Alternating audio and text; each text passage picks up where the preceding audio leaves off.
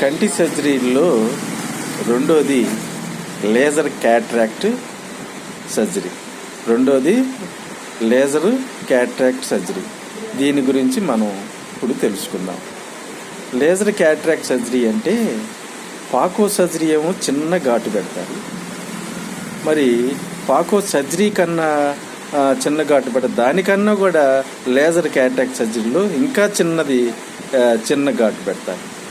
చిన్న ఘాటు పెట్టి ఫెమోటో స్కాండ్ తరంగాలతో కత్తిరించి చిన్న ముక్కలు చేసి, అంటే మరి లేజర్ లైటు తరంగాలతో కత్తిరించి చిన్న ముక్కలు చేసి మృదువుగా తీసేస్తారు.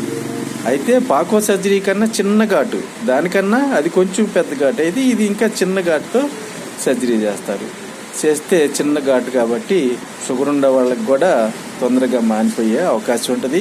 ఇది షుగర్ ఉన్న వాళ్ళకి లేజర్ క్యాట్రాక్ట్ సర్జరీ చాలా ఉపయోగం. ఎందుకంటే షుగర్ ఉన్న వాళ్ళకి పుండు మాంది కాబట్టి ఈ లేజర్ క్యాట్రాక్ట్ సర్జరీ చేయించుకుంటే చిన్న ఘాటు కాబట్టి పాకో సర్జరీ కొంచెం పెద్దదైతే లేజర్ క్యాట్రాక్ట్ సర్జరీకి ఇంకా చిన్న ఘాటు.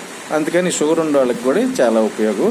షుగర్ ఉన్న వాళ్ళకి కూడా ఆ చిన్న ఘాటు తొందరగా మానిపోయే అవకాశం ఉంటుంది. షుగర్ ఉన్న వాళ్ళకి చాలా ఉపయోగం.